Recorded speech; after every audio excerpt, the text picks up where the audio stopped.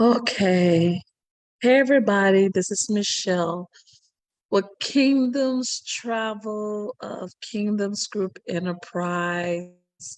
Yes, I'm going live. I'm actually doing this on my Zoom. I thought I'm working the midnight oil trying to get this content that I gathered while I traveled this past weekend to y'all so that you can prepare for your upcoming travel for this upcoming summer, which is literally right around the corner. Um, and this particular travel tip is for all my individuals, families, groups, and whoever you are that are traveling internationally. So let's go ahead and get started. Let me share my screen. I'm probably not going to be able to see myself, but I am going to create the slideshow. All right, everybody. So if you don't know, now you know. Mobile passport control. This worked wonders for us. And I'm going to show everybody how you are able to set up your mobile passport control when you're traveling internationally versus whether it's via airplane or via cruise ship. It's so very easy. So very easy. So let's go ahead and get started. So I need you to Google. I'm sorry, I didn't have that screenshot up for you. I'll put it in the description box of this post. But Google mobile passport control, you're gonna see it pop up, and go ahead and click on it. But it is best, everyone, you could do it from your computer or you could do it from your phone, but we'll get into more of that. But for right now, I did it through my phones, but go ahead if you want to try to do it on your computer and it will look like this. Okay. Where's my, there we go. All right. So the first thing you're going to do is you're going to add your traveler. So whether it's you, like for me, I was the only traveler, but whether it is you, your wife, your 1, 2, 3, 4, 5, or more kids, you need, and it's mainly for your family members that's traveling with you. You need to add all of them on this. All right.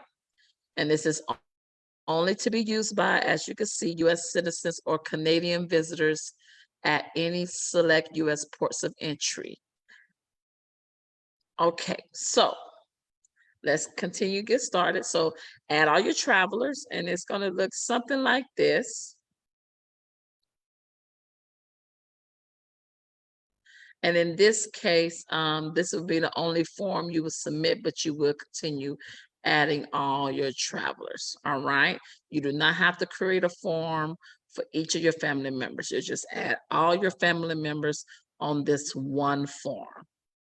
Now, once you finish doing all that, now you're going to get to the part where you have to scan your passport. Now, the next step after this, I couldn't show it because I was actually using my phone to snap these pictures and create my form as well.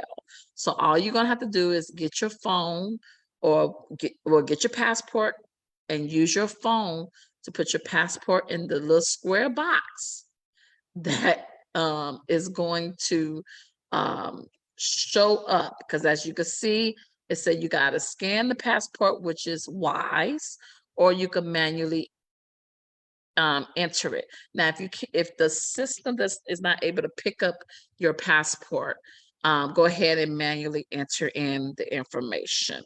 Once you finish that, then it's gonna look like if it was able to scan your passport, it will automatically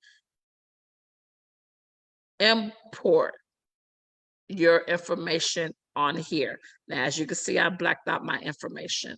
But if you manually enter it in, please, please, please, please, please, please re-verify the information that you enter in to make sure it's correct on your passport. After that, it's going to have it to where you set up your PIN. Now, this is for when you, oh, that's right. I'm glad I thought of this and saw this. When you do Google and click on it from your computer, it is going to have you to download the app. That's the way that you have to set this up. So you will have to do it on your phone because you got to set up your PIN and you have to download the app on your phone, whether it's Android or iPhone, because when you go to the airport, you'll be doing everything from your phone as well. So go ahead, set up the PIN. Then I will definitely advise this as well. Set up your biometrics. All right. I did. Some of y'all phones do have it to where you can open up your phone via your biometrics login. So definitely enable that on there so it could so nobody won't get access to your information. Now, once you've added all your travelers, it's going to list your full name up here and your passport ID number. That's why it's blank, and it's going to give you the initials of your name. In addition, now we're getting to the part where you have to go into more details. So the select CBP port of entry is of the following. If you're flying via airport, you need to enter in the airport that you'll be entering back in to the US. So for an example, I went to London.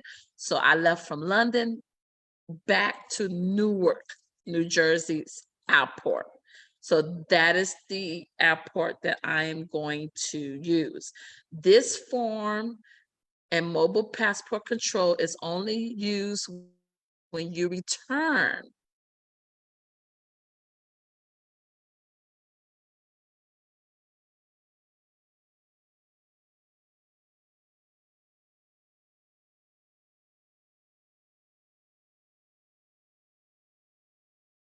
So once you click on this and enter in your airport, the next thing you're going to do is enter in the port, which is in this case terminal. If you was on a cruise trip, you'll be entering the port, like the city of where you're going. Our terminal was Terminal C at the time, but it ended up being Terminal B when we landed. But I'll show you that in just a few minutes. So as you can see, I put in the Newark Airport Terminal C and I click proceeding. And then now you have to answer questions. Now, for me, I didn't have any commercial merchandise. However, some of you, if you're going on business trips or business and pleasure, but you're bringing commercial merchandise, let me just tell you from my research for London, but one, definitely research whatever destination you're going to. I contacted US Customs. Yes, I did. I did my research and I re-verified the information that I researched with US Customs. So for London, you couldn't carry no more than $10,000 cash. For commercial merchandise, if you was bringing like books or products, one, you have to bring your receipt to show that you purchased it in the US. That's one. Two, you couldn't have no more, oh goodness, I forgot the number, but it was either $600 or $800 worth of merchandise to bring into London. Yes, it was one of those numbers because I went on the London government page and found out about customs and merchandise. You can't bring in no more than a certain amount of money for whatever international destination country you're going into. So definitely definitely find that out. All right. So for London, I believe it was out of $600 or $800. If you, especially if you were selling it, because then you have to fill out a declaration form for your merchandise that you're bringing to another country to sell. The only way that I would have been able, or my clients' members, or even my client would have been able to bring in their merchandise is if they gave it away as a gift. Then they did not have to complete a customs declaration form. But I know in a lot of cases when people travel internationally, they bring their products and services. I'm sorry, their products like t-shirts, books, physical products. You have to fill out a customs declaration form. So however you answer these next 6 questions will determine your next steps. I want to make that clear. In this case, all my answers were no. But if you did say you have any commercial merchandise, then the system, the mobile passport control system, will let you know what you need to do next. So here's the first question. I answered no. Are you transporting currency or monetary instruments equal to or greater than $10,000? Remember, or foreign equivalent. Remember, I said you couldn't carry no more than $10,000 cash. In this case, even if it's an instrument, it can be no more than $10,000. Do you have any articles to declare that were acquired abroad and are being brought into the United States in excess of the duty-free exemption? The duty-free exemption is normally $800 for the U.S. residents and $200 for flight crew members. So, yes, you couldn't carry, in this case, no more than $800 worth of merchandise. But in this case, in this question, if you knew you was bringing back something more than $800, they wanted you to fill out the customs declaration form. Would you have any fruits, vegetables, plant seeds, yada, yada, yada, yada, yada? Answer that question accordingly. Have you been close to livestock, such as handling or touching? Answer that accordingly. And what's my thing? Do you have any disease agent, cell cultures, yada, yada, yada? I hope that question is no. However, as I stated, the system will guide you in the next steps if you was to answer yes. Now, once you finish your questions, please review, make sure each question is answered correctly, and proceed to the next step. Once you proceed to the next step, this is important. This is important. Once you get to this point, leave it alone. You are finished. Do not submit now. Do not do nothing. However, if you messed up, you will have to create a new form again. Yes, I repeat, you will have to create a new CBP form if you messed up. You do not bring this up now until you are en route back to the United States from your international destination, because this is how it's going to get you through customs much quicker.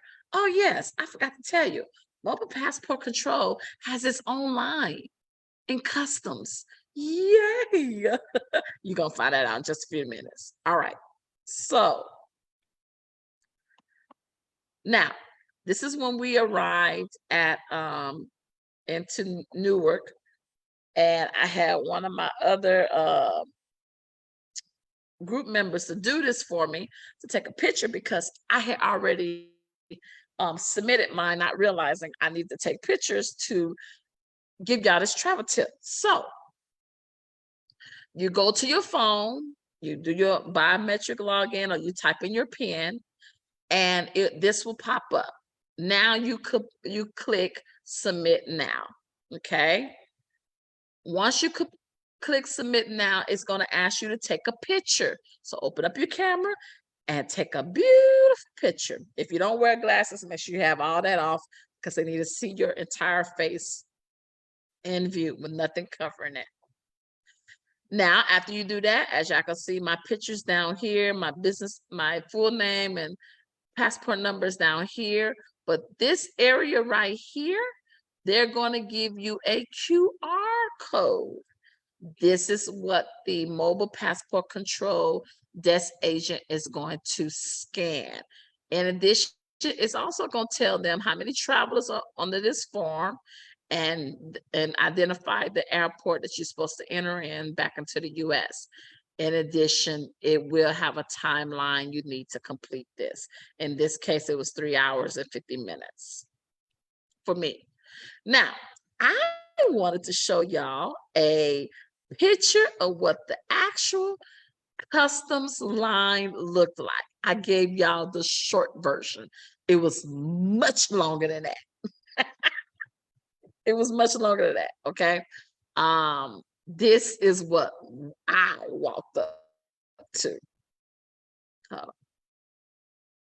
So, and this was my line, separate from everybody. Here's the customs in the front.